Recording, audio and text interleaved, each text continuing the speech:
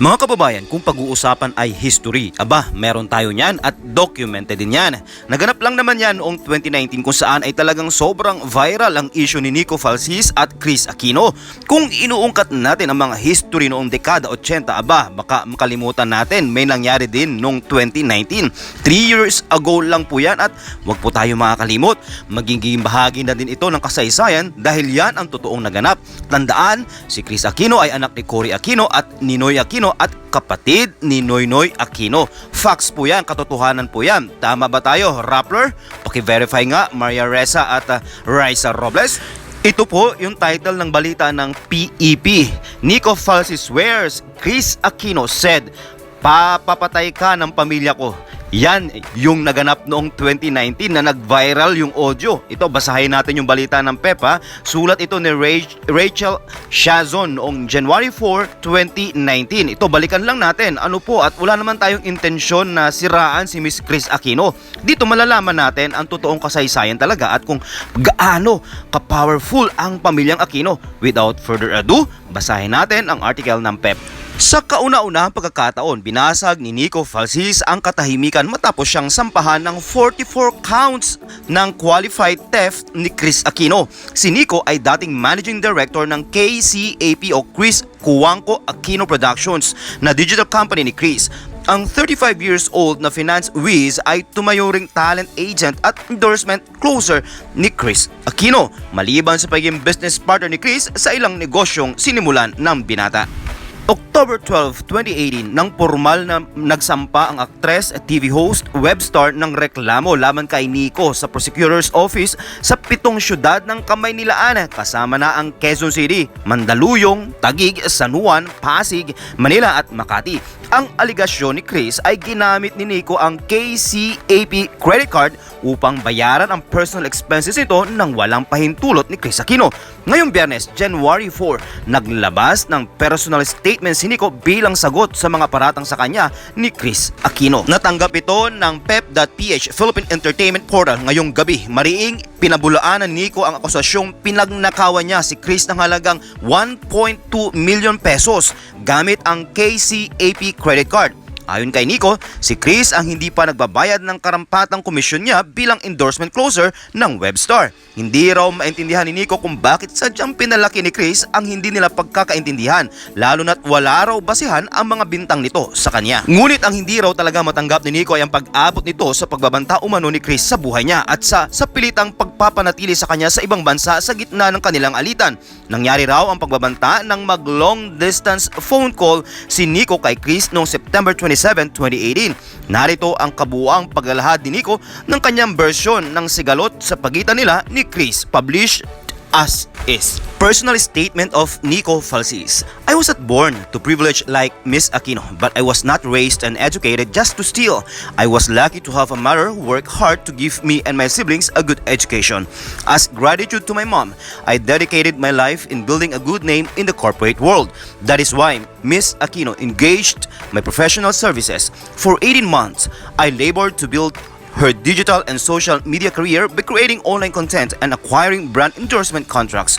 Without a TV career anymore, we decided to pursue an online presence to continue attracting endorsements for her. She committed to pay me a fixed percentage commission for each endorsement closed and nothing else. All other efforts and time I exerted for her were not compensable. In fact, I have not been paid about 9 million pesos worth of commissions, something she conveniently left out while she was ranked me and my family on her claim that I stole 1.2 million pesos using a credit card issued in my name. More outrageously, she labeled me on her social media accounts that I stole from her kids' trust fund accounts to the tune of hundreds of millions. If that was true, then why did she only file a case for unauthorized credit cards charges worth 1.2 million pesos? I allowed Miss Aquino to treat me this way because I made the mistake of treating her like family. I labored to the best of my abilities to transform KCAP into a digital brand. As testament to my professionalism, revenues from her digital career exceeded her revenues from her TV career. By end 2018, Miss Aquino is set to earn over 200 million pesos with all of the endorsement deals I closed for her. Apart from bolstering her brand, I set up a production organization and built a very profitable business for Miss Aquino. When she first summoned me to her house last September 18, 2018, she started nitpicking about credit card charges amounting to over 400,000 pesos. I issued a check the next day to appease her and stop her endless tirades even if the charges were all company related. Question is, why did Miss Aquino not encash the check I gave and she accepted? Instead, she added more charges and sued me for a total of 1.2 million pesos. Why is she blowing all of this out of proportion? She wanted me to be available at her beck and call, something that I could not do given my other work commitments. I still did the best I could and help her the best way I can.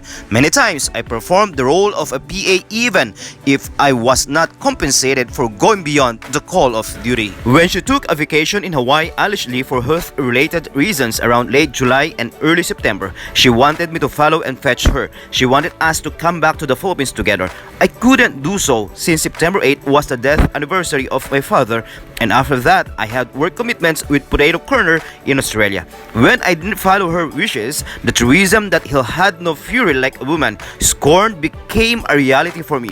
During one of the peaks of her anger, she told me, "You are worse than James Young." At the height of her paranoia about her health, she needed someone to blame. I kept my silence initially because I thought she was professional enough to allow both of us quiet separation, which she suggested in the first place. In early September, Miss Aquino sent me a message. I prayed about it and for this to end properly with no question asked. You need to apply for a short-term course or any form of studies that will require your 100% focus and attention. This will be the most credible and believable reason with no damage to you and me. Sadly, these were all hollow words as she changed her mind and started to launch vicious tirades against me. Hell-bent on ruining my credibility because I know too much. When you work with someone that close for 18 months, you get to see the real being, and I saw her true nature. On September 27, 2018, Miss Aquino asked me to call her. While I was away, our conversation went roughly as follows. NMF, Madam, hello. Kris Aquino answers, "You effing ass." Okay, hindi na po natin pwedeng banggitin ang salita niya kasi bawal po yan sa face. Okay, no. NMF, Madam Kris Aquino, huwag ka nang bumalik sa Pilipinas. Nadinig mo? No, wag. Wag ka. Papapatay ka ng pamilya ko. You know what? You know what's wrong with me? May lupus ako, Nicko. Shouting. So nagsisigaw dito si Kris Aquino. Sagot naman ni Nicko, "Oh my God, madam, crying, no?" Umiiyak talaga dito si, kung napakinggan ninyo yung audio na yun, ay talaga namang umiyak dito si Nicko at si Kris Aquino ay nagsisigaw.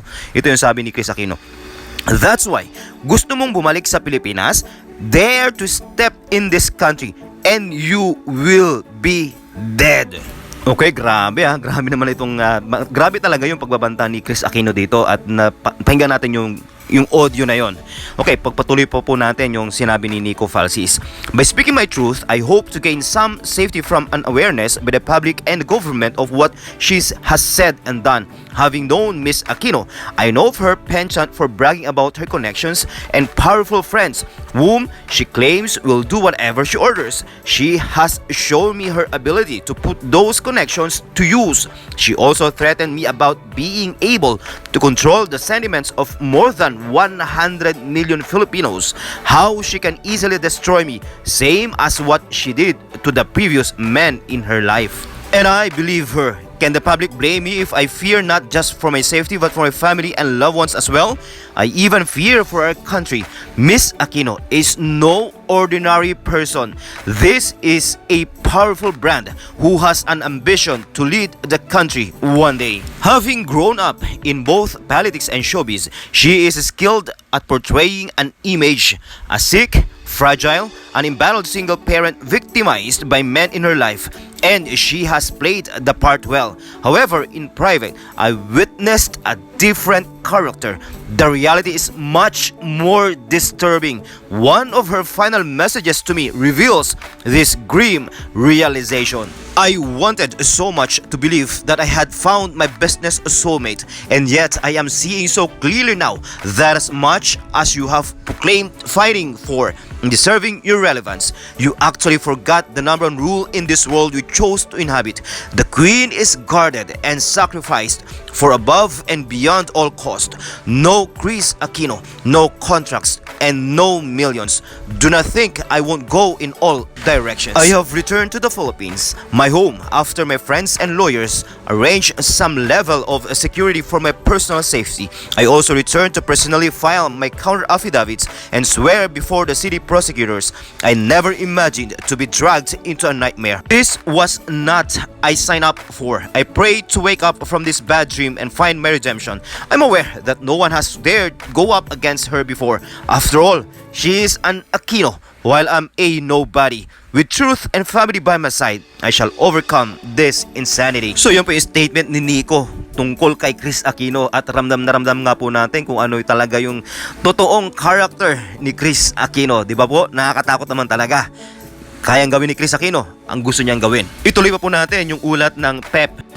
Unang naiulat ang di umano'y pananakot at pagbabanta sa buhay ni Nicko noong November 15, 2018. Mismong nakababatang kapatid ni Nicko at spokesman ng pamilya si Falcis, Attorney Jesus Jess Falcis, ang nagbunyag nito sa isang press con para sa piling entertainment reporters, kapilang na ang PEP.ph noong araw na iyon. Bahagi ng pahayag ni Attorney Falcis, contrary to the claims of Miss Aquino and her lawyers, my brother staying abroad is not an indication of guilt.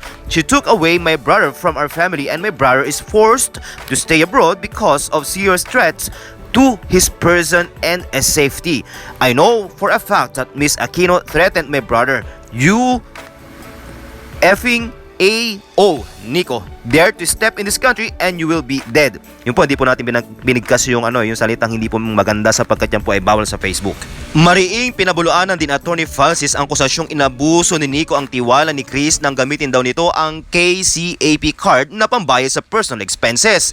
Sa kabilang banda, noong ding November 15, naganap ang personal na pagharap ni Kris sa Office of the City Prosecutor ng Mandaluyong upang panumpaan ang complaint affidavit sa reklamo niyang qualified theft laban kay Nicko. Sa harap ng media na naroroon, kunestyon ni Kris kung bakit hindi pa rin hinaharap ni Nicko ang kanyang legal complaint at kung bakit idinaraan pa sa kapatid ang mensahe nito. Umapila rin si Kris na sana raw ay magpakita sa kanya si Nicko at silang dalawa ang mag-usap kung talagang sincero ito sa pag-ayos sa kanya. Kaugnay ito ng pagkakawi sa wala ng makailang beses na pag-uusap ng kani-kanilang kampo upang magkaroon sana sila ng settlement. Kasabay ng legal battle ni Kris at Nicko, umabot sa social media ang paglabas ng personal na saloobin ni Kris at Attorney Falcis hinggil sa issue. Ito ang naging mitsa ng pagsampa ni Kris ng reklamong cyber libel laban kay Attorney Falcis dahil sa di umano'y paninira nito sa reputasyon ng web star. Ito ang estado ng legal battle naman ni Kris at Attorney Falcis. Naghain si Kris ng reklamo ng 9 counts of cyber libel sa Department of Justice noong November 22, 2018. Sumagot si Attorney Falcis noong December 18, 2018. Deadline ni Kris mag-file ng reply kay Attorney Falcis sa January 7. Kung gawin ito ni Kris, deadline naman ni Attorney Falcis mag-file ng rejoinder sa January 11. Ngunit ang pahiwatig ng abogado ni Kris ay hindi na ito magpa-file ng reply. Kung ganoon ay nasa DOJ na ang kasunod. Kahapon naman, January 3, 2019, formal na isinumite at personal na pinanumpaan ni Nicko ang kanyang counter affidavit sa Office of the City Prosecutor ng Maynila para sa qualified theft na isinampa laban sa kanya ni Kris. Nauna nang isinumite ng abogado ni Nicko ang kanyang counter affidavit sa Taguig at Pasig Prosecutor's Office noong December 17, 2018. Bukas ang PEP.ph saan mong pahayag ni Nicko at Kris hinggil sa artikulong ito. So ayun na nga po mga kababayan ang kasaysayan. Walang labis, walang kulang, walang dagdag, walang bawas. Maliwanag pa yan sa sikat ng araw. At sa update nga nito ay mukhang nagkaayos naman sina Kris at Nicko. Nagkaayos sila pero sumabog na ito sa social media. Ang tanong natin nga sa huli ay, ito ba ay fake news pa din sa Rappler at Vera Files? Please paki-fact check nga ulit, baka mali kasi itong balitang ito. Ano po? Out of context pa din ba mga kababayan? Mga kababayan, balikan po natin yung sinabi ni Nicko Falcis tungkol kay Kris Aquino. Ito po, and I believe her. Can the public blame me if I fear not just for my safety but for my family and loved ones as well? I even fear for our country. Miss Aquino is no ordinary person. This is a powerful brand who has an ambition to lead the country one day. Yan po mismong si Attorney Falcis na yung nagsabi niya. Nagsabi niyan na merong ambisyon si Kris Aquino na mag-lead ng ating bansa. Kung ganito yung ating ganito yung ating presidente, magsasampa ng cyber libel, tapos pagbabantaan yung kanyang attorney, yung kanyang business partner, paano kaya pag buong Pilipinas na yung kanyang hinawakan? Well, let us just see. Ito naman ay statement lang naman ni Nicko Falcis. But in reality, ano po ang inyong opinion, mga kababayan?